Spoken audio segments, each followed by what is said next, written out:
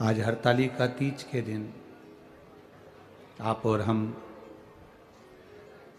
भगवान शिव के इस कृपा पात्र फुलेरे के नीचे शिव महापुराण की कथा का रस तत्व ग्रहण कर रहे हैं। शंकर भाऊ जगताप जी को बहुत बहुत साधुवाद, जिन्होंने पूरे पंडालों में जगह जगह पर फुलेरे बनवा दिए। एक फुलेरे की जगह बहुत सारे फुलेरे आपने बनवाए। शिव कृपा, दया संपूर्ण माताओं को, बेटियों को, संपूर्ण नारियों को, संपूर्ण पुरुषों को, संपूर्ण बेटों को आज हरतालिका तीज की बहुत बहुत बधाई। संपूर्ण देशवासियों को बधाई। आप कोई भी तीज करते हो, चाहे छोटी तीज करो, चाहे बड़ी तीज करो, चाहे आप कोई भी व्रत करते हो तीज का, पर हरतालिका तीज के दिन जहाँ फुलेरा बंधा हो उस फुलेरे का दर्शन जरूर करो। ना जाने कितने दुखों को ये फुलेरा नष्ट कर देता है, ना जाने कितने दुखों को। पहले नहीं जानते थे आप लोग कि फुलेरे का मतलब क्या होता है, फुलेरे की मूलता क्या होती है। जितने शिवालय हैं, शंकर जी के जितने मंदिर हैं, सब में जिस मंदिर में आप लोग जाते हो, आते हो, मिलते हो, जुलते हो, तो उस मंदिर में भी एक फुलेरा भले अपनी तरफ से बनाकर, छोटा सा, भले बांस की डलिया का, जो डलिया का तुम बना सकते हो उसको बनाकर, अगर डलिया भी नहीं हो तो चार छोटी सी लकड़ी को बांध कर बनाओ, पर शंकर के शिवालय में या घर में, मंदिर में रखना चाहिए। और एक बहुत सुंदर बात शिव महापुराण की कथा कहती है। मान लो आपके यहाँ हरतालिका तीज की पूजन नहीं होती है,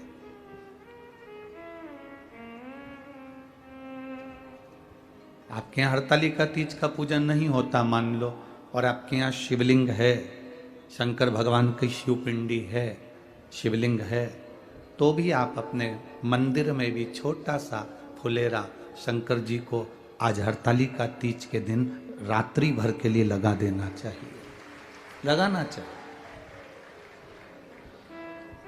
फुलेरा नहीं लगा सकते तो आम के पत्ते की या कोई भी पत्ते की एक झूमर भगवान शंकर के ऊपर लगाना चाहिए, शिव तत्व की प्राप्ति के।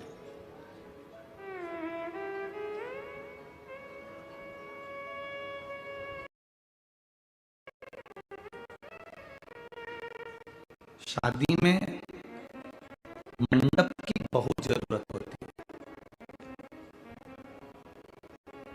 शादी में अगर मंडप है तो उस मंडप के नीचे दूल्हा दुल्हन बैठते हैं तो उसकी प्रधानता रहती है।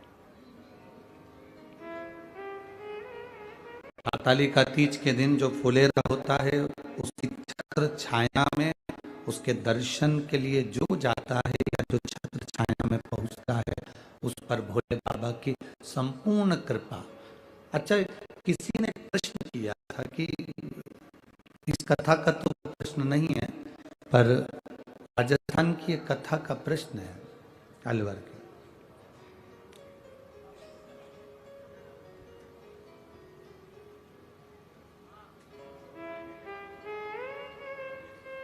उमा माता ने,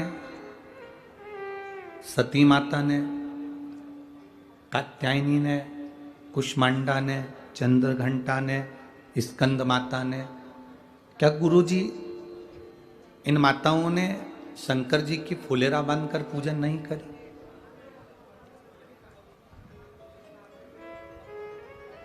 शिव जी ने पार्वती को ही फुलेरे का महत्व क्यों समझाया? एक कथा महाराष्ट्र में पहले करी थी, उसमें हमने हरतालिका तीज शिव महापुराण की कथा में वर्णन किया था सभी चीजों का। और वापिस प्रसंग को तो नहीं ले रहे हैं, पर छोटा सा प्रसंग उस प्रश्न के उत्तर पर। शिवजी ने पार्वती को ही फुलेरे का महत्व क्यों समझाया?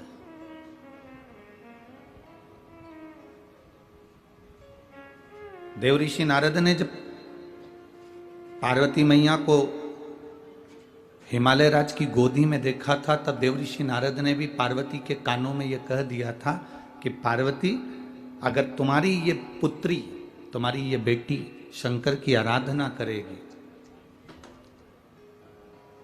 शिव की भक्ति में डूबेगी और हस्त नक्षत्र पड़ गया,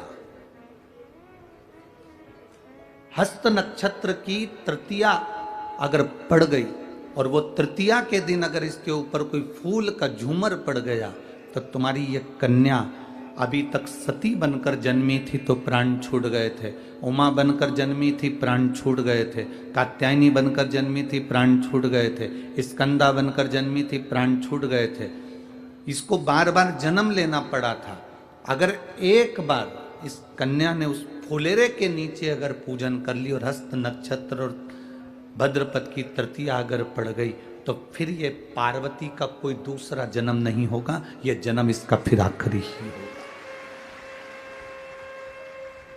अब आप अंदाजा लगा कर देखिएगा कि पार्वती जी के जन्म के बाद कोई जन्म हुआ क्या? पार्वती को सती बनकर पहले जन्म ली, उमा बनकर जन्म ली, कात्यायनी बनकर जन्म ली, कुष्मांडा बनकर जन्म ली, बार बार फिर जन्म नहीं होता। फिर एक बार शिव की हो गई और शंकर पार्वती की हो गई।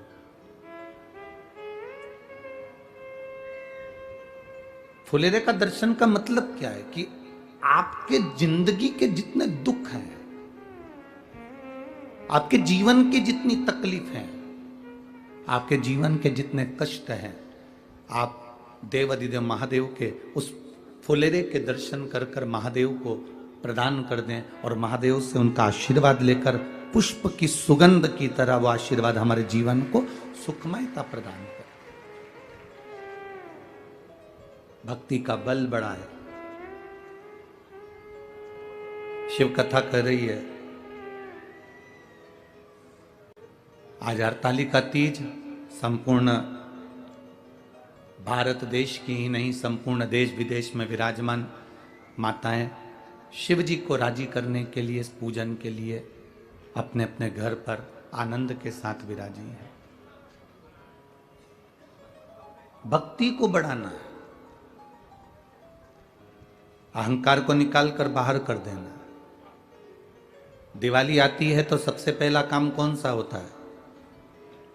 बोलो जल्दी से, जम के बोलो।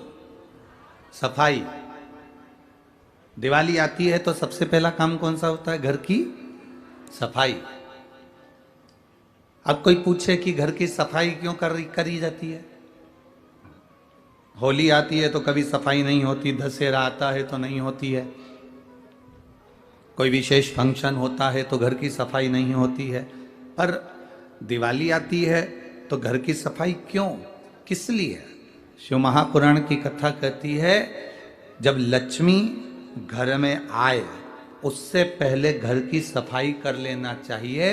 उसका कारण यह है कि साफ सफाई वाले घर के अंदर लक्ष्मी टिकती है और बहुत दिनों तक रहती है। घर की सफाई कर लेना चाहिए। अब कितनी सुंदर बात हमारे शास्त्रों में, हमारे वेदों में, हमारे पुराणों में कहा गया कि दीपावली आई, लक्ष्मी जी आई तो घर की सबसे पहला काम घर में करा गया, घर की सफाई। आपसे भी निवेदन है, आपके घर में जब लक्ष्मी बढ़ने लगे, दिवाली से मतलब नहीं है, दीपावली से मतलब नहीं है सफाई का। जब तुम्हारे घर में संपदा बढ़ने लगे, तुम्हारा व्यापार चलने लगे, तुम्हारी दुकान चलने लगे, तुम्हारी नौकरी अच्छी तरक्की की हो जाए, तुम्हारा पैकेज बढ़ जाए, खूब तुम कमाने लगो, तो निवेदन है जब लक्ष्मी तुम्हारे घर में आने लगे तो इस दिल की, इस मन की भी सफाई प्रतिदिन करते रहना, जिससे इसमें अहंकार ना जम जाए,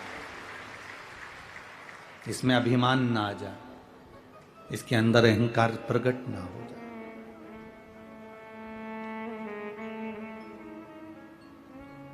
जब आप अपने दिल की सफाई कर कर रखोगे, अभिमत्ता में नहीं फूलोगे, अहंकार में नहीं फूलोगे, अहंकार में अधिक नहीं बढ़ पाओगे, तो ये निश्चित है तुम्हारे यहाँ लक्ष्मी टिकेगी। जिसका घर साफ हो जाता है, सफाई हो जाती है, उसके यहाँ लक्ष्मी थोड़ी टिकती है, रुकती है, रहती है। आपके भीतर से अहंकार गया, काम गया, लोभ गया, वासना गई, तृष्णा गई, अहंकार गया, तो लक्ष्मी तुम्हारे घर में टिकेगी। और अगर तुम थोड़े बहुत भी अहंकार में फूल गए, मेरा पैसा, मेरी दौलत, मेरी गाड़ी, मेरा बंगला, मेरा वैभव, मेरी सत्ता, तुम मुझे जानते नहीं हो, तुम मुझे पहचानते नहीं हो, जब तुम अहंकार में फूलने लगोगे तो लक्ष्मी फिर टिकती नहीं, फिर लक्ष्मी चली जाती है, वहां टिकेगी नहीं लक्ष्मी। इसलिए दीपावली के पहले का सबसे पहला काम है सफाई करना। सफाई का मतलब ये नहीं है कि घर की सफाई करना, सफाई का मतलब है अपने दिल की सफाई करना, अपने मन की सफाई करना, इसके अंदर अहंकार ना रह जाए, इसके अंदर काम आसक्ति तृष्णा ना रह जाए।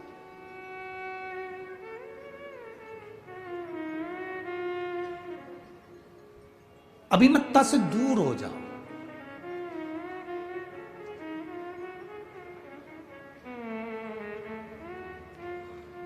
शिव महापुराण की एक बात अपनी जिंदगी में बहुत अच्छे से उतार कर रखी है, जो आपके जिंदगी में, आपके भी जीवन में और हमारे भी जीवन में काम आती है। कभी बहुत बड़े विद्वान मत बनना और बहुत बड़े ज्ञानी मत बनना।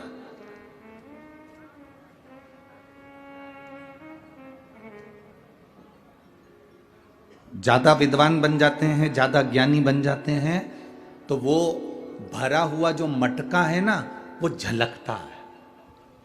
अंदर अगर पात्र के अंदर दूध भरा हुआ है, पात्र के अंदर, बर्तन के अंदर अगर पानी भरा हुआ है, तो अलग से हम पानी डालेंगे तो उसमें भराएगा नहीं, बाहर झलक जाएगा। उसमें दूध भराएगा नहीं, झलक जाएगा। उसमें तेल भराएगा नहीं, तेल झलक जाएगा। अगर वो पात्र खाली है, पात्र अगर खाली है, तो उसमें जो भरोगे वो भरता चले जाएगा। तो बहुत विद्वान नहीं बनना, बहुत ज्ञानवान नहीं बनना हमको कि मुझे सब आता है, मेरे को सब कथा मालूम है, मेरे को मत सुनाओ, तुम मुझे मत बताओ। कई बच्चे कह देते हैं, कई बहुएं कह देती हैं अपनी सास से, मम्मी मुझे कुछ बताने की जरूरत नहीं है, मैं कोई तुम्हारे जैसी अनपढ़ नहीं हूं, बहुत पढ़ी लिखी हूं, मुझे बहुत ज्ञान है। कई बार बेटे कह देते हैं, पापा तुम तुम्हारे लेवल से दुकान चलाते होगे, मुझे मेरे लेवल से चलाना है, मैं सुन नहीं सकता, मुझे सब पता है, मुझे सब ज्ञान है। थोड़ा सा पढ़ लेने से, थोड़ा सा विद्या अध्ययन कर लेने से बहुत ज्ञानी मत बनना। निवेदन है, बहुत ज्ञानी नहीं। 4 इंजीनियर एक आड़ा टेढ़ा पाइप, उस आड़े टेढ़े पाइप में 4 इंजीनियर एक तार को डाल रहे थे और वो इंजीनियर से तार अंदर नहीं गया। एक किसान उन इंजीनियर को देखकर दुखी हो गया। उसने कहा, तुम्हें देख रहा हूं 4 दिन से तुम तार को उसके अंदर डाल रहे हो, आड़ा टेढ़ा पाइप है, इसमें जा नहीं रहा, मैं डाल सकता हूं। चारों इंजीनियरों ने विचार करा, बताओ कैसा मूर्ख है, एक तो किसान, गांव में रहने वाला, अकल तेरे में नहीं, हम 4 बड़े बड़े इंजीनियर, हमारी विद्वत्ता को तू क्या जानेगा, क्या तू इस तार को अंदर डाल सकता है? हाँ डाल दूंगा। एक इंजीनियर का दे दो इसको। उसने कहा, अब भी आया, घर गया, घर के मकान में से एक चूहे को पकड़ लाया, चूहे की पूंछ में तार को बांध दिया, चूहे को अंदर छोड़ दिया, तार बाहर निकल गया, तार बाहर निकल गया। कभी कभी बहुत विद्वत्ता का अभिमान हमको डुबो देता है। रावण में और हनुमान जी में एक बहुत बड़ा अंतर था। रावण कौन था? आज भी लोग कहते हैं रावण बहुत विद्वान था। बोलो सही है कि गलत है? अरे जम के तो बोलो। रावण के लिए जो भी बोलेगा तो एक बात बोलेगा कि रावण बड़ा विद्वान था, पर हनुमान जी के लिए कोई नहीं बोलेगा कि हनुमान जी विद्वान थे। हनुमान जी के लिए लोग कहते हैं विद्यावान गुणी अति चातुर। क्या बोलते हैं? बोलो जम के बोलो जरा। विद्यावान गुणी अति चातुर। हनुमान जी को विद्वान नहीं कहा, हनुमान जी को विद्यावान कहा। विद्वान जो होता है वो जगत में डोंडी पीटता रहता है, मुझे सब आता है, मुझे सब मालूम है, मुझे सब अक्ल है। तुम लोग नहीं जान सकते, हम लंकेश हैं, हम लंकेश है, यह विद्वत्ता। और विद्यावान क्या होता है, जब लंका में भी प्रवेश करता है तो मशक समान रूप धरकर प्रवेश कर जाता है।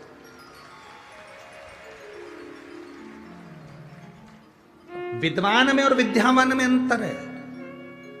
विद्वान झुकना पसंद नहीं करता, विद्वान छोटा बनना पसंद नहीं करता, और विद्यावान बहुत छोटा होकर अपना काम निकालकर आगे बढ़ता चले जाता है, वो विद्यावान होता है। रावण को इतना ज्ञान होने के बाद भी रावण के नाम के आगे विद्यावान नहीं लिखा, उसके आगे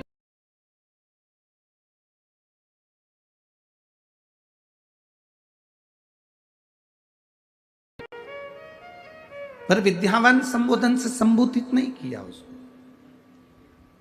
शिव महापुराण की कथा कहती है बहुत ज्ञानी नहीं बनना हमको, बहुत विद्वान नहीं बनना हमको।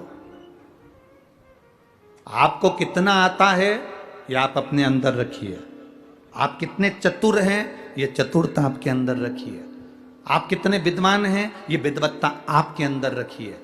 जब शंकर जी के मंदिर में एक लोटा जल चढ़ाने के लिए जाओ तब अपनी विद्वत्ता कभी मत दिखाना।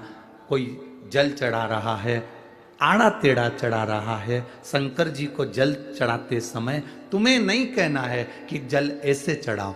तुम जब वो जल चढ़ाकर मंदिर के बाहर चले जाए और आप भी मंदिर के बाहर हो जाओ, तब कहो कि तुम गलत तरीके से जल चढ़ा रहे थे, जल चढ़ाने का तरीका ये है, बेलपत्री चढ़ाने का तरीका ये है। पर भोलेनाथ के सामने अपनी विद्वत्ता नहीं दिखाना, अपना विद्वान पद मत दिखाना, भगवान के सामने ये मत दिखाना कि मुझे बहुत कुछ आता है और इसको कुछ नहीं आता। भगवान के सामने तुम ये कभी मत दिखाना कि मुझे सब कुछ आता है, इसको कुछ नहीं आता। जितने छोटे बन जाओगे मेरे भोले बाबा के आगे, जितने नरम बन जाओगे मेरे शंकर जी के सामने, जितने छोटे बन जाओगे उतनी झोली भरकर अपने घर पर लेकर जाओगे। जितने छोटे बन सकते हो उतने बन जाओ, जितने नम्र बन सकते हो उतने बन जाओ।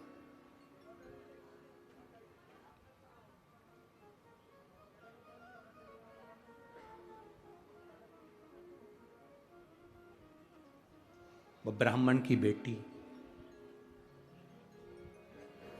बालक ने आकर उससे लड्डू मंगा पर उसने नहीं दिया।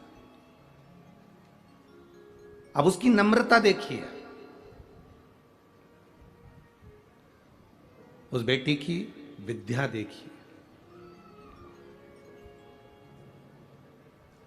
मैं तुमको लड्डू नहीं दूंगी। क्यों नहीं दोगी? क्योंकि तुम गणेश नहीं हो।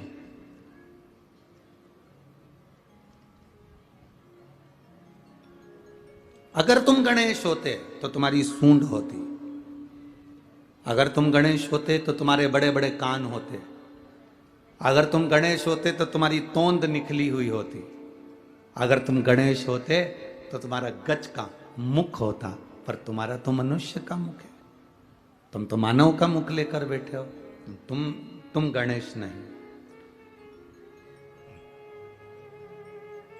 गणेश जी ने कहा,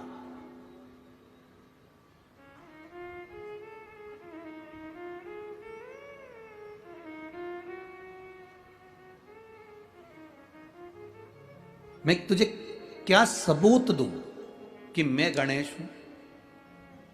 सबूत क्या दिया जाए कि मैं गणेश हूं?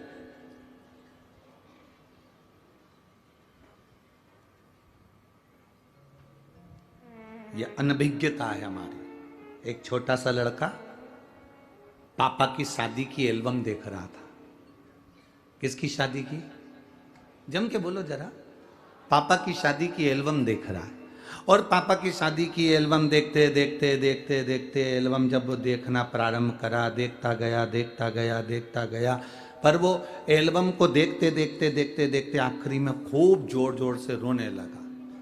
तो मम्मी ने पूछा, क्यों रो रहा है? इसमें मेरा फोटो नहीं है।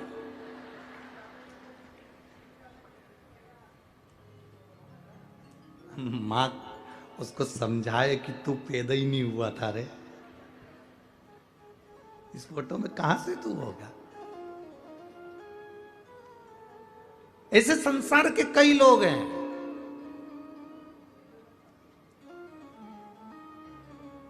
जो रामायण पढ़ते हैं पर रामायण पर विश्वास नहीं करते, महाभारत पढ़ते हैं पर महाभारत पर विश्वास नहीं करते, शिव पुराण सुनते हैं पर शिव पुराण पर विश्वास नहीं करते। जो शंकर पर, राम पर, कृष्ण पर, हमारे वेदों पर, हमारी पुराणों पर, हमारी शास्त्रों पर जो विश्वास नहीं करता, समझ लेना कि वो पापा की एल्बम देखकर जिद कर रहा है कि मैं कहां हूं इसमें। उसको ये नहीं मालूम कि क्या शास्त्र, क्या वेद, क्या पुराण।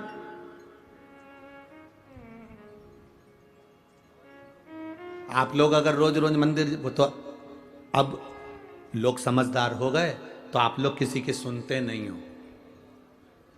नहीं तो पहले जब शुरू शुरू में आपने शिव महापुराण की कथा सुनना चालू करी होगी और मंदिर जाना चालू करा होगा तो बहुत सारे लोग तुमको अक्ल देने वाले मिले होंगे। क्यों जाती हो, क्यों चक्कर में पड़ी हो बस सियोर वाला महाराज के, क्यों मंदिर जाती हो, क्या होगा बेलपत्र चढ़ाने से, क्या होगा फुलेरे का दर्शन करने से, क्या होगा धतूरा चढ़ाने से, क्या होगा वृक्ष की पत्ती शिव का श्रृंगार करने से।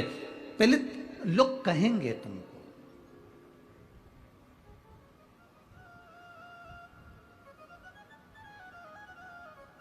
पर मेरा बेटियों से, बेटों से, मेरा माताओं से, मेरा पुरुषों से सबसे निवेदन है, आज हरतालिका तीज है, आप 5 फुलेरे का दर्शन करने जाना और 5 फुलेरे का दर्शन कर कर एक डायरी पर लिखकर रखना कि आज 18 सितंबर को मैंने फुलेरे का दर्शन करा था और 5 फुलेरे का दर्शन करते हुए मैंने बाबा से ये मांगा था, अगले साल वो फुलेरा बंधने से पहले तेरी मनोकामना पूर्ण होती कि नहीं होती, तू अंदाजा लगा कर दे।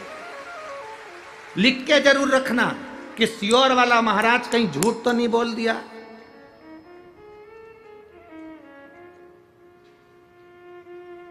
मैंने जो मांगा था वो दिया कि नहीं दिया। एक बेटी ने एक पत्र लिखा, मेरा नाम अनीता खुटेटा, पत्नी श्री ओम प्रकाश खुटेटा है, मैं राहटनी पुणे की रहने वाली हूं, पुणे की रहने वाली। मूलतः मैं बसवा राजस्थान की निवासी हूं। कहीं बैठी हो तो हाथ हिला सकती हैं, अगर कहीं बैठी हो तो हाथ हिला सकती हैं। मेरा नाम अनीता खुटेटा, पत्नी श्री ओम प्रकाश खुटेटा, मैं राहटानी पुणे की रहने वाली हूँ। मूलतः मैं बसवा राजस्थान की निवासी हूँ। कहीं बैठी हो तो हाथ हिला सकती हैं। शिव कृपा का मैं क्या व्याख्यान करूँ गुरुदेव? आप हमारे साथ में पत्र को एलईडी पर पढ़ सकते हैं और टीवी पर आस्था चैनल के माध्यम से पढ़ सकते हैं। शिव कृपा का मैं क्या व्याख्यान करूँ गुरुजी? मेरी पुत्री जो कि पिछले 10 वर्षों से राजकीय सेवा में अध्यापिका के पद के लिए प्रयास कर रही थी, सरकारी नौकरी के लिए प्रयास कर रही थी, पर 10 साल से उसको कोई फायदा नहीं हुआ, कुछ अंकों से असफल रह जाती थी। उसका विवाह 2009 में हुआ था। अभी कौन सा चल रहा है? कितना साल हो गया?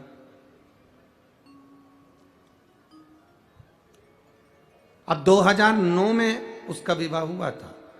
तब से 2009 से वो प्रयास करती रही कि मेरी नौकरी लग जाए, नौकरी लग जाए, नौकरी लग जाए, पर नौकरी नहीं लगी गुरुदेव। आखिरी में पिछले वर्ष फुलेरे का मतलब आपने बताया था, अब इस पत्र को देखिए, फुलेरे का मतलब आपने बताया था। उस फुलेरे का दर्शन मैंने अपनी बेटी से कहा कि वो कर, और बाबा की कृपा का मैं क्या वर्णन करूं। राजस्थान सरकार ने इसने बहुत पहले एक एग्जाम दिया था शिक्षक पद के लिए, जिसकी नियुक्ति बाबा ने बस फुलेरे का दर्शन कराकर इसको उस सरकारी शिक्षिका के पद पर नियुक्ति प्रदान की। यह शिव तत्व है, इसको घड़ी कहते हैं, इसको शंभू कहते हैं। और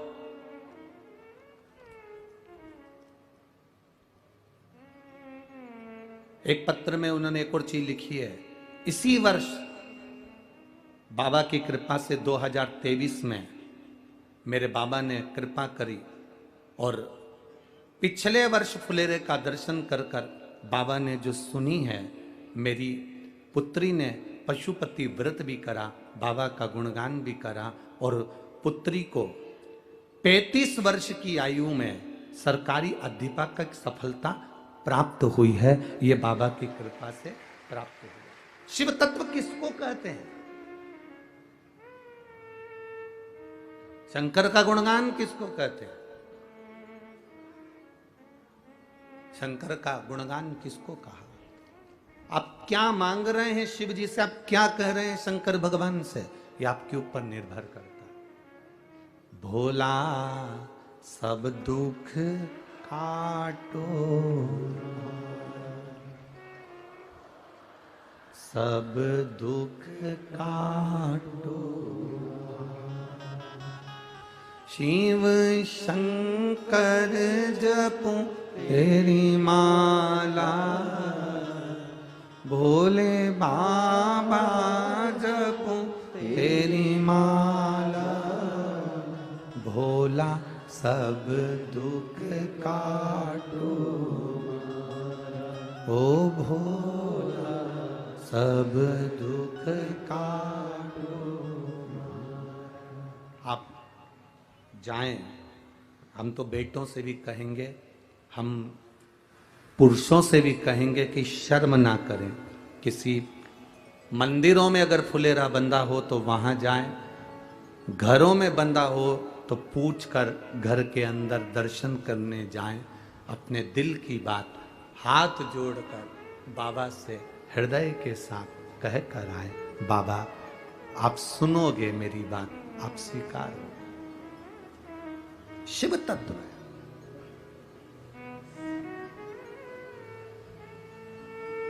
शिव तत्व की प्राप्ति।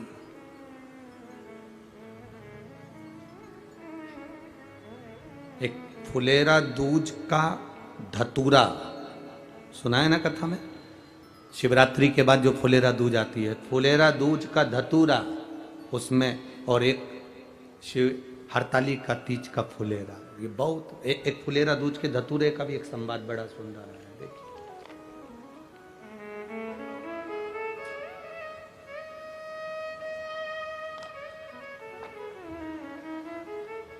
पत्र बहुत बड़ा है। द्वारका नागरगोजे पुणे हड़पसर महाराष्ट्र से हूं। कहीं बैठी हो तो हाथ हिला सकती हैं, जहां कहीं बैठी हो हाथ हिला सकती हैं, जहां भी बैठी हो।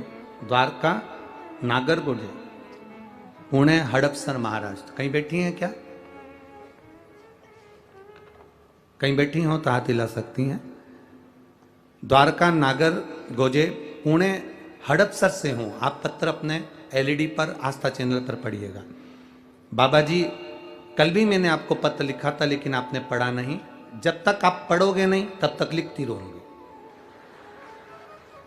बाबा जी पिछले 12 साल से मेरी पीठ में और गर्दन के अंदर, गले के अंदर 2 गठान थी।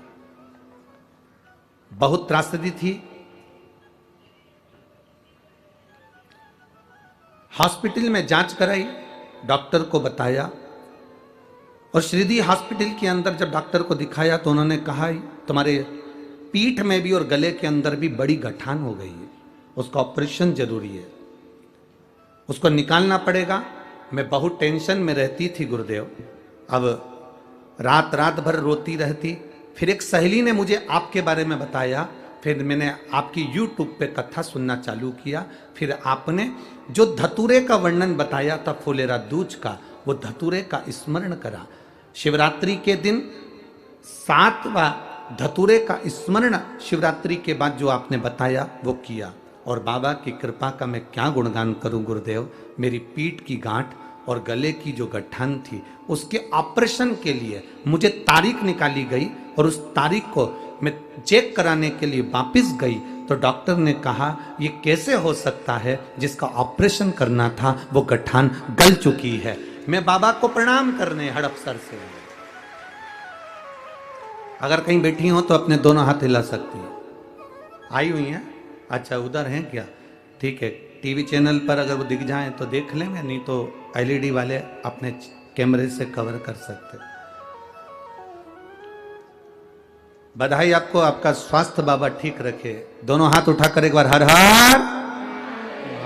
शिव तत्व इसको कहता है। बैठो बहन, बैठ जाइए। शिव की भक्ति इसी को कहते हैं। एक शिवरात्रि के बाद आने वाली फुलेरा दूज, कौन सी दूज? फुलेरा दूज। और एक हरतारी का तीज का फुलेरा। इसके महत्व को जिस दिन तुम जान गए उस दिन सुख पा गए, सुख पा गए। लोग हंसेंगे, और देखो दुनिया के लोगों का काम है हंसना, वो तो हंसते रहेंगे। लोग ताना भी देंगे, तुम सीहोर वाले महाराज का कहना मानते ही क्यों? लोग अपशब्द भी कहेंगे, पर आग लगे बस्ती में अपन रहो मस्ती में। ये तो दुनिया के लोग कहते कुछ हैं और करते कुछ हैं। अब कहने को तो लोग कितना प्रेम से कहते हैं, कितना भाव से कहते हैं कि महिला घर की इज्जत होती है। बोलो, बोलते कि नहीं बोलते? अरे बोलो जम के जरा, बोलते कि नहीं बोलते? कहने वाले कहते हैं कि महिलाएं घर की इज्जत होती है, महिला घर की इज्जत होती है। पर मेरा निवेदन है, जो कह रहे हैं कि महिला घर की इज्जत होती है, उनसे निवेदन है कि आप उस महिला अगर घर की इज्जत होती है तो उसको इज्जत देते क्यों नहीं हो?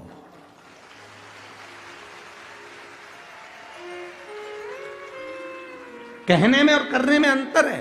कहने वाला तो कह देता है कि महिलाएं घर की इज्जत होती हैं, महिलाएं घर की इज्जत होती हैं, तो तुम कह तो रहे हो, पर अपने घर की महिला को इज्जत देना सीखो, अपने घर की महिला को आदर देना सीखो। केवल कहने से नहीं होगा कि महिला घर की इज्जत होती है।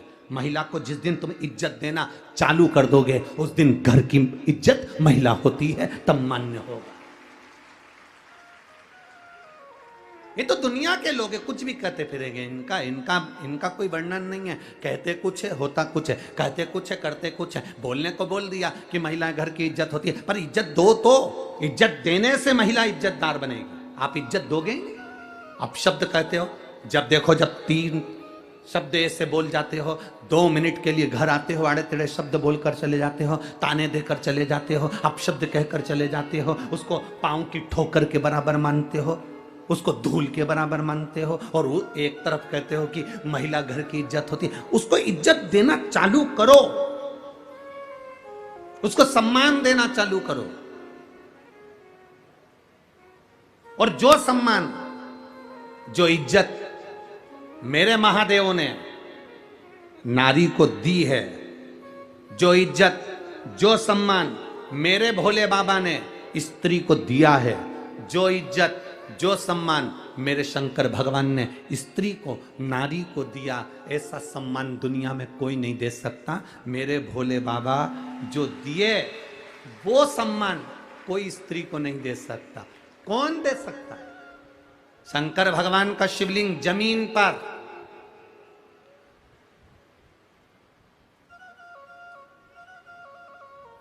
शंकर भगवान का शिवलिंग जमीन पर। पार्वती जी जमीन पर हैं क्या? जम के बोलो जरा।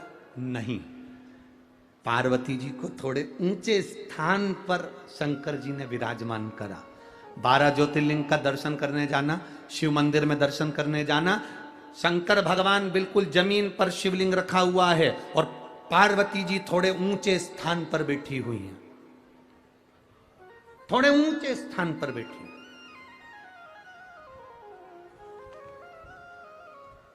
जितना आदर मेरे देव अधिदेव महादेव ने स्त्री का करा है, जितना आदर मेरे देव अधिदेव महादेव ने नारी का करा है, इसीलिए तो सबसे ज्यादा संख्या में शंकर भगवान की पूजन करती कौन है? नारियां करती। कारण क्या है? क्योंकि उन्हें आदर दिया है, उन्हें सम्मान दिया है। जो अपनी नारी का सम्मान करते हैं, जो स्त्री का सम्मान करते हैं, जो आदर करते हैं नारी का, जो नारी के लिए शब्द श्रेष्ठ बोलते हैं, नारी उसका आदर करती है। और जो नारी को अपशब्द कहते हैं, फिर नारी भी उसका आदर करना बंद कर देती है।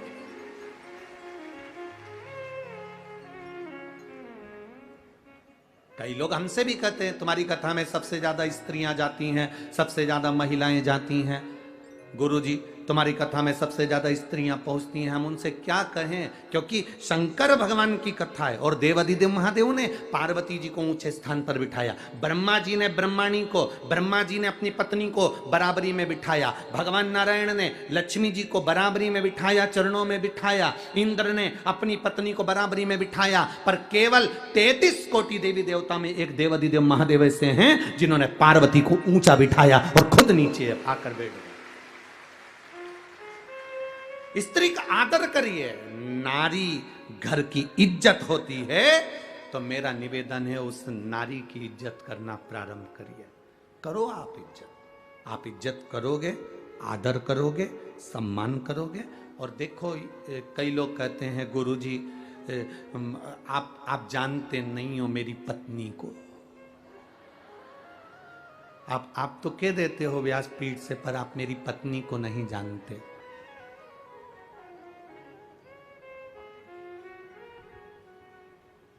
आप मेरी पत्नी से अभी मिले नहीं हो एक बार गुरुजी। और आप कहते हो कि नारी का सम्मान करो, आदर करो, अभी आप मेरी पत्नी से मिले नहीं हो। हम उनसे कहते हैं भाई हम आपकी पत्नी से मिलना भी नहीं चाहते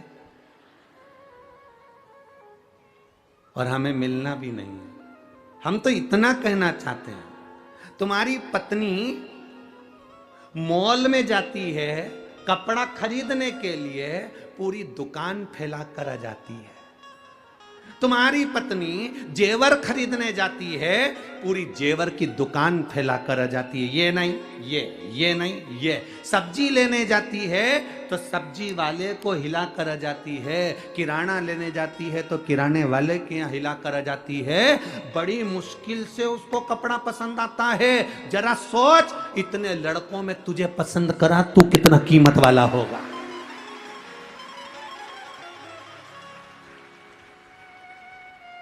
और तू कह रहा है कि मेरी पत्नी से भी मिले नहीं हो। अरे तेरे जैसे हीरे को देख लिया बहुत। जो कपड़ा खरीदने जाए, एक मोबाइल का कवर लेने जाए तो चेंज करती रहे, मेरे को नहीं पसंद, मेरे को पसंद नहीं, मेरे को नहीं चाहिए, मेरे को पसंद नहीं। और शादी के मामले में तेरे को पसंद करा तो तू कितना किस्मत वाला है। डायमंड है तू, डायमंड हीरा है तू। और कह रहा है कि तुम मेरी पत्नी से मिले नहीं हो। क्या करूं मिलके? है क्या करना मिलके? अब तुझे देख लिया ना, बस उसकी पसंद इतनी अच्छी है, उससे समझ में आ गया कि कितनी अच्छी है, बस बहुत है। और कि तुम मिले नहीं हो, तुम तो कह देते हो नारी का सम्मान करो, आदर करो, शंकर भगवान पार्वती जी का करे। करना चाहिए, करो।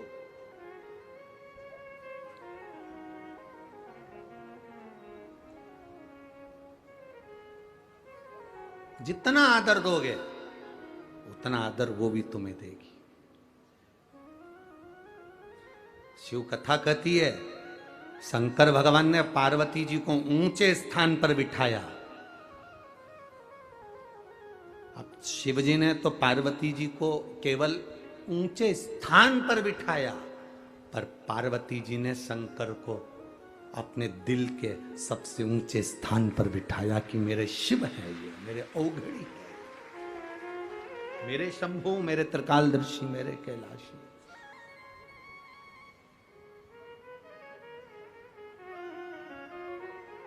आप आदर ही करना नहीं जानते तो फिर क्या आदर होगा? किसी को फूल दीजिए तो आपको भी फूल देगा। यहां पर लोग माला लेकर आते हैं तो उन्हीं की माला हम उनको ही दे देते हैं। बोलो सही है कि गलत है? कोई अगर सामान लाया है तो उसका उसको समर्पित है, ले जाओ।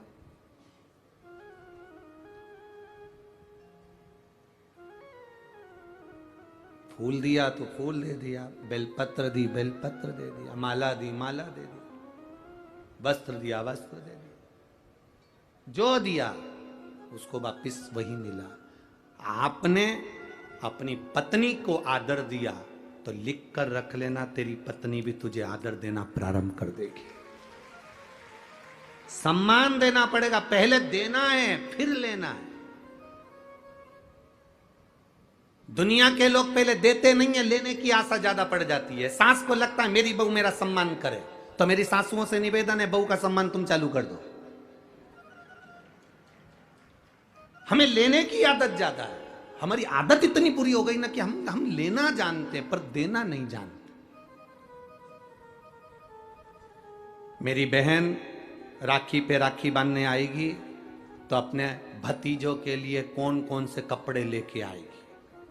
अब आशा लगी है कि बहन आ रही है, ननंद आ रही है तो वो हमारे लिए कुछ लाए, ननंद आ रही है, बहन आ रही है तो भतीजों के लिए कपड़े लाए, बहन आ रही है, ननंद आ रही है तो हमारे लिए कुछ लेकर आए। बल्कि आस ये होना चाहिए कि जीजी तू आए तो कुछ लेकर मत आना, बाबा ने हमको इतना सामर्थ्यवान बनाया है कि हम तुझे देकर भेजेंगे।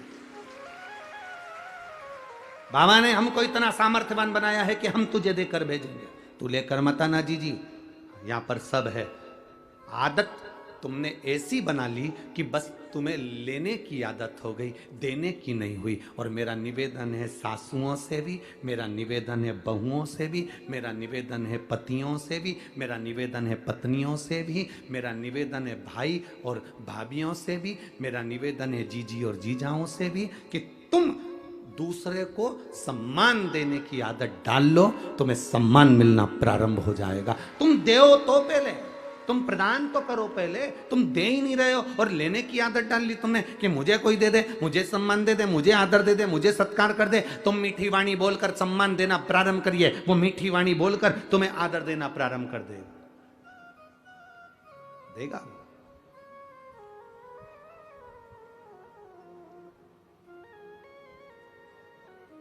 हमारे यहाँ महाराष्ट्र में लिखा रहता है जगह जगह पर अतिथि देवो, बोलो बोलो जम के जरा बोलो, अतिथि देवो भव।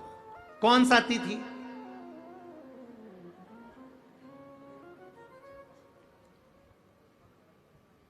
नहीं यहाँ लिखा था, हम तो देखो इतना तो हमको याद वाद रहता नहीं है। वो तो यहाँ गाड़ी में से आते हैं तो वो हमारा वो पायलट है ना गाड़ी वाला, वो धीरे आराम से चलाते चलाते ले आता है बढ़िया प्रेम से। और कहीं कहीं पढ़ने में अगर आ जाता है तो हम उससे पूछते भी रहते हैं, हम उससे बात भी करते रहते हैं, ऐसा नहीं कि नहीं करते।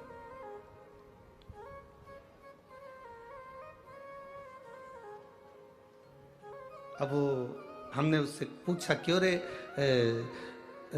पुणे में कल बहुत गर्दी थी, तो हमने उससे पूछा कि इसको मराठी में बोल। तो हमने उससे बोला कि हम बोल रहे थे उसको, हमारी भाषा में गलत हो सकता है कि सकाली गर्दी जास्ती आहे, तो हम ऐसा उसको बोल रहे थे। तो वो बोला गुरुजी तुम्हें कभी मराठी नहीं आ सकती। हमने कहा हो ए भाऊ तेरे को आती ना, तो क्या चांगली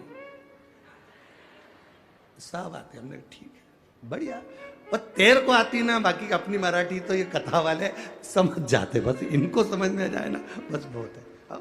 अब वहां लिखा था एक जगह पर अतिथि देवो भव। अतिथि कौन सा अतिथि?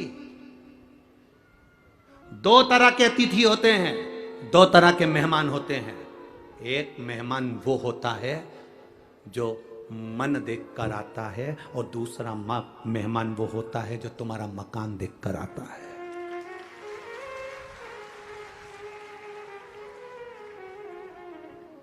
अब लिखा है अतिथि देवो भव। कौन से अतिथि के लिए लिखा?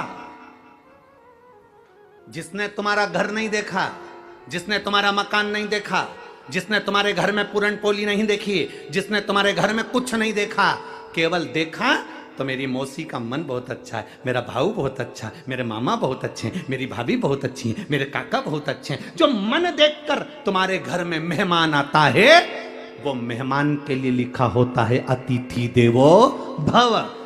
और तुम्हारी सत्ता बड़ी, तुम्हारा वैभव बड़ा, तुम्हारा बंगला बड़ा, तुम्हारी कोठी बड़ी, तुम्हारे फ्लैट बड़े, तुम्हारी गाड़ी बड़ी और तुम्हारा मकान बड़ा, आज तक तुम्हारी याद नहीं आई थी। पर जैसे जैसे तुम्हारा नाम बढ़ा, वैसे वैसे मेहमान को तुम्हारी याद आ जाए। तो ये अतिथि देवो भव नहीं है, इसको अतिथि देवो भव नहीं कहेंगे, इसको धन देव भव कहेंगे। कि ये केवल पैसा देखकर, या इसको कहेंगे दिखावा देव भव, बस केवल धन देखकर, गाड़ी बंगला देखकर रिश्तेदारी बन गई, बहुत लोग आने लगे, बहुत संबंध होने लगे। अब पैसा बढ़ा, नाम बड़ी, शोहरत बढ़ी, तो लोग बढ़ गए। उनको पहचानते हो, वो तो हमारे काका की लड़की, हड़पसर वाले को जानते हो, वो हमारे चाचा जी की लड़की। जब धन बढ़ गया, वैभव बढ़ गया, सत्ता बढ़ गई, पैसा बढ़ गया, तो बहुत सारे मेहमान आना चालू हो गए, बहुत सारों से पहचान हो गई। पर जब कुछ भी नहीं था, केवल ये मन था, तब कोई आता था तो समझ लेना कि वो सही अतिथि था, जो तुम्हारे दिल से आता था, दिल के लिए आता था। धन से उसको कोई प्रीति ही नहीं थी। आज के जमाने में मेहमान आए तो उसके लिए अलग से कमरा देना पड़ता है। पहले जो मेहमान मन के लिए आता था, नीचे जमीन पर गद्दे डल जाते थे, गादी डल जाती थी, लाइन से सब सो जाओ, भोजन बन जाता था। पहले मेहमान आते थे, रसोई घर में खड़े रहकर साथ में भोजन बनवाते थे। आज के मेहमान तो टेबल पर, भाभी ले आओ,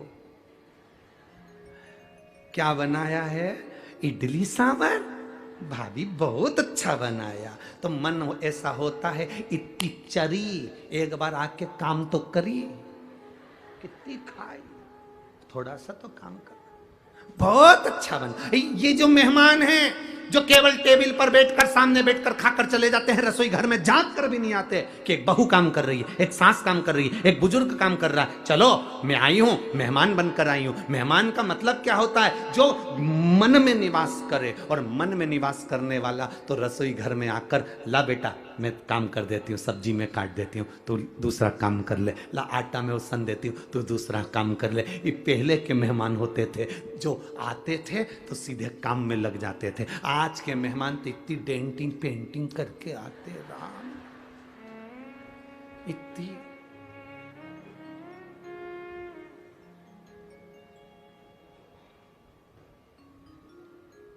इनको तो हंसने की भी फुर्सत नहीं रहती, ज्यादा हंस दे तो दांत में लिपस्टिक चिपक जाए, तो हंस भी नहीं सकते। अब इन मेहमान से क्या असर रखो। अब कह रहे अतिथि देवो भव, तो जहां कहीं भी लिखा हुआ अतिथि देवो भव, तो समझ लेना ये मन वाले के लिए लिखा है, मकान वालों के लिए नहीं। जो मकान देख कर आते हैं वो मेहमान नहीं हो सकते, जो मन देख कर आया वो मेहमान है।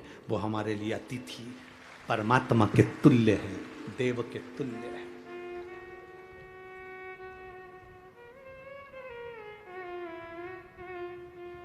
आज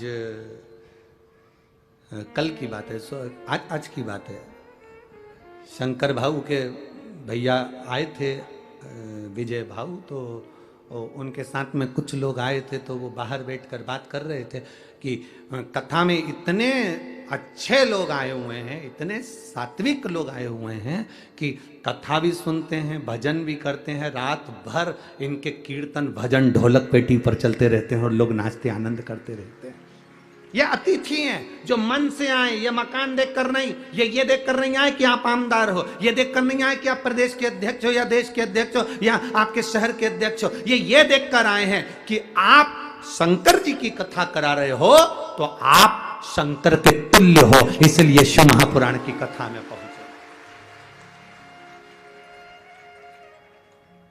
ये शिव के तुल्य मानकर आपको कथा करवाने वाला शंकर, कथा सुनने वाला शंकर, कथा करने वाला भी शंकर ही है। हम तो केवल एक निमित्त।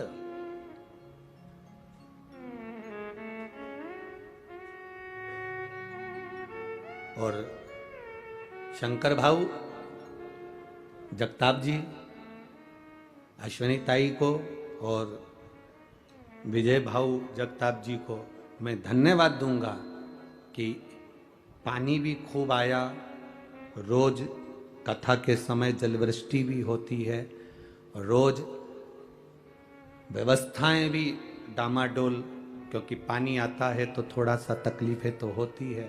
पर अश्विनी ताई को भी धन्यवाद दूंगा, विजय भाऊ को भी दूंगा और शंकर भाऊ जगताप जी को भी धन्यवाद दूंगा कि आपकी जो मित्र मंडली है और आपके जो कार्यकर्ता हैं, इन कार्यकर्ताओं को कथा अगर पूरी हो जाए तो एक बार इनकी पीठ जरूर थपथपाना कि इनके बल पर यह कार्य सफल हो। और मैं धन्यवाद दूंगा यहाँ के कलेक्टर महोदय, SP, SDM, DSP, TI, commissioner, police प्रशासन को और यहाँ के कलेक्टर, एसपी, डीएसपी आदि जो पदाधिकारी गण हैं उनको, और जितने कांस्टेबल यहाँ लगे हुए हैं और जितने पुलिस कर्मी यहाँ लगे हैं और डॉक्टर कर्मी यहाँ लगे हैं उनको साधुवाद दूंगा, जो पानी को पानी नहीं देख रहे और रोडों पर खड़े होकर ट्रैफिक व्यवस्था और सारी व्यवस्था में लगे। धन्यवाद। क्योंकि ये कथा साधारण नहीं, पुणे नगर की, कल हम अखबार में देख रहे थे, पुणे नगर के इतिहास की पहली कथा है जिसमें इतने लाखों भक्त एक साथ बैठकर कथा को श्रवण कर रहे हैं। रोड भरी पड़ी हुई है, यह पुणे नगर की पहली कथा। एक भक्ति का, विश्वास का बल आपके भीतर हो, आए आपके भरोसे, अतिथि देवो भव हो जाए। महाराज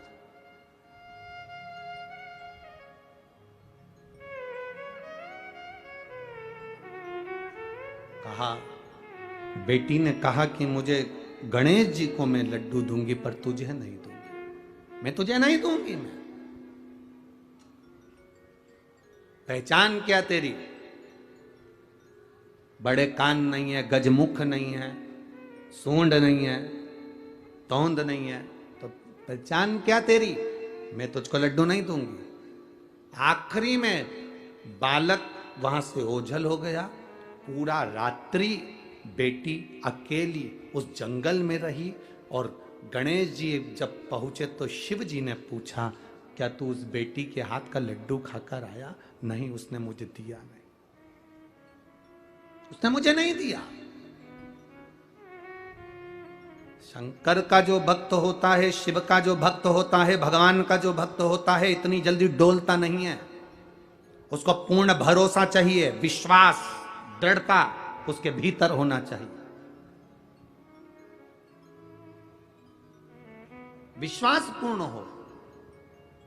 यहां कोई ऐसे एक पत्र आया है,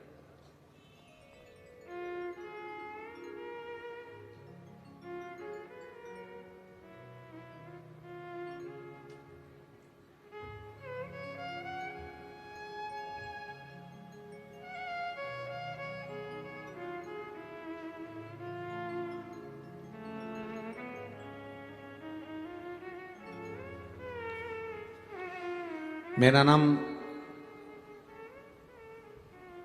स्वप्नजा अमोल कुसकर है। मैं पुणे लोह गांव से हूँ। कहीं बैठी हो तो हाथ हिला सकती हैं, अगर कहीं बैठी हो तो हाथ हिला सकती हैं। मैं पुणे लोह गांव से हूँ। गुरुदेव, शादी के कई साल हुए, संतान का सुख नहीं हो पा रहा था। बच्चा अगर ठहरता था तो वो वापिस गिर जाता था, संतान का सुख नहीं हुआ। तब हमने डॉक्टर को दिखाया तो डॉक्टर ने कहा कि तुम्हारे गर्भाशय में गांठ है, उस गांठ के कारण तुम्हें संतान का सुख नहीं होगा। कहीं बैठी हो तो हाथ हिला सकती हैं। आप ही हैं? बच्चा आया है साथ में, गोदी में ले लो उसको।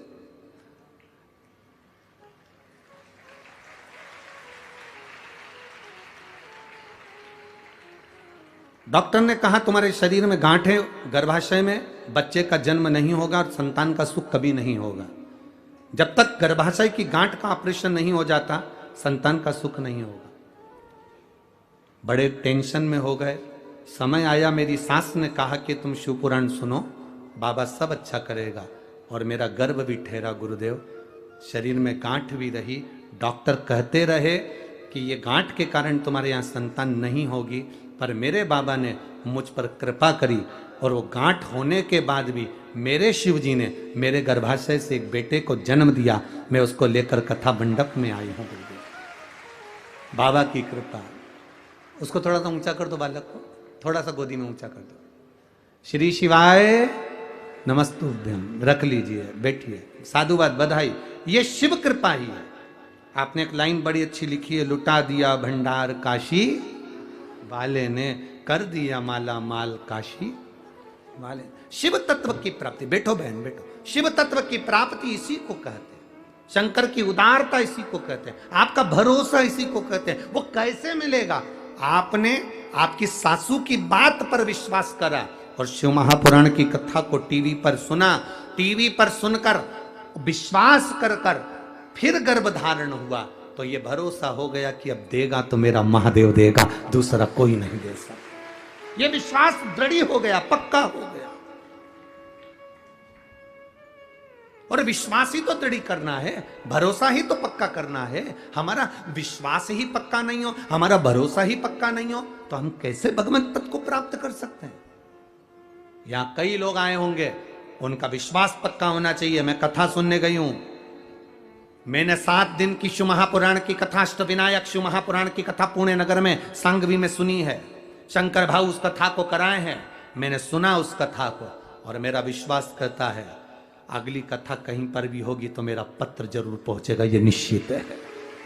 ये विश्वास के बल पर पहुंचता, भरोसा होगा तो परमात्मा मिलेगा, भरोसा ही नहीं होगा तो परमात्मा कैसे मिलेगा? खाली ना जाता कोई दर से तुम्हारे, खाली ना जाता कोई दर से तुम्हारे, मैं भी खड़ी हूँ नन्ही बाहें पसारे, अपने हृदय लगा लो,